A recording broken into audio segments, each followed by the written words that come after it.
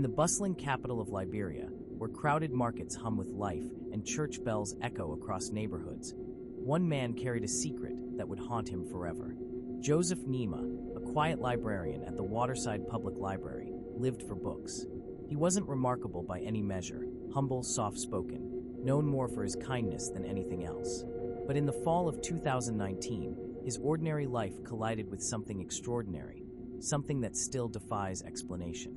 It began on a rainy afternoon. Joseph was shelving returned novels when his hand brushed against a folded sheet of paper. The paper was stiff, dried, and most disturbingly stained with spots of blood. Curious, he unfolded it. The handwriting was precise, almost delicate, but the words froze his blood. Tomorrow at the pier, a debt will be paid in blood. A man will not see the sunrise. Joseph dismissed it as a cruel prank. But the next morning, news rippled through the community. A fisherman named David Sumo had been found stabbed to death at the pier. His pockets were turned inside out, his debts unpaid. The note had been right. Weeks later, another blood-marked note appeared, this time hidden in a children's fairy tale book. It read, "At the old rail station, a woman's pearls will scatter in the dust, her breath stolen by unseen hands." The following evening, the body of Teresa Bendu, a well-known market woman, was discovered at the abandoned station. Around her neck, her pearl necklace lay broken, beads scattered across the ground.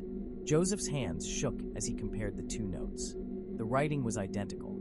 The stains were the same shade of dried brown red. He began a quiet investigation of his own, sketching out what he called his crime formula. Each note appeared inside a returned book. Every note was written in the same careful handwriting. Every prediction came true within 48 hours.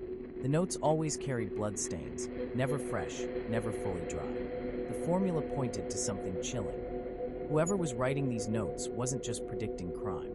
They were staging it. Though Monrovia was used to crime, armed robberies, political scandals, unsolved murders, Liberians lived with the constant hum of danger.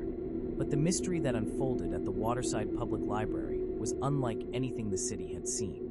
It wasn't just crime, it was a story written in blood. Word spread across Monrovia. Whispers grew in markets and churches. People stopped borrowing books, afraid of being connected to the next death. Police dismissed the notes as coincidence or rumor, but Joseph knew better. The library became a place of dread. Every returned book felt like a loaded gun. Every page turned could reveal another prophecy of death. Joseph lived in constant fear. Nights became sleepless vigils, his ears tuned to the rustle of returned pages, his heart pounding at every creak of the library's old shelves. By October 2019, Joseph Nima, the library's soft-spoken custodian of books, had already found 4 blood-stained notes predicting deaths in the city. Each note was precise, each crime carried out within 2 days of the prediction. And now, he held one in his trembling hands that chilled him to the bone. The librarian has read too much. Tomorrow, his blood will stain the pages. For weeks, Joseph had been the silent witness to a mystery no one else believed. Police dismissed his fears as superstition. But now he was the target. Detective James Carpe, a man hardened by Monrovia's corruption and street violence, finally listened. The handwriting was too deliberate, the timing too exact. Something darker was unfolding. So, on a storm-soaked night, Joseph sat alone at his desk, flanked by hidden officers crouched between shelves. The library felt alive, its old wooden beams groaning, its shelves whispering with shadows. Then it came. A hollow thud. A book slid through the return slot. Joseph's heart seized. He opened it. Another folded note. Bloodstains. This one said, "The past bleeds into the present. Look at the books, and you will see me." The words were a puzzle. Carpe ordered every book that had ever carried a note to be pulled. The discovery was chilling. Each one had been borrowed at some point by the same man, Peter Don, a former library assistant who had worked under Joseph years before. Peter was remembered as quiet, peculiar, obsessed with books. He had disappeared after being accused of forging borrower records and stealing rare titles. Nobody had seen him in years, but the library still carried his fingerprints, buried in its records. And when detectives dug deeper, they uncovered a horrifying pattern. Every death mirrored a tragedy from Peter's own life. His father, a fisherman, was beaten to death at the pier over unpaid debts. His mother, strangled in the old rail station, pearls ripped from her neck. An uncle, found stabbed near the markets. A cousin, burned in a warehouse fire. The bloody notes weren't prophecy. They were reenactments. Each killing forced the town to relive the pain Peter carried. Detectives staged a trap. Word leaked that Joseph would work the library alone one final night. Officers hid in unmarked cars outside, while Joseph sat trembling at his desk, pen in hand. Hours passed. Then, a figure appeared in the rain. Thin, hollow-cheeked, carrying a satchel. He slipped toward the return slot, clutching a stack of books. When the police swarmed, he didn't resist.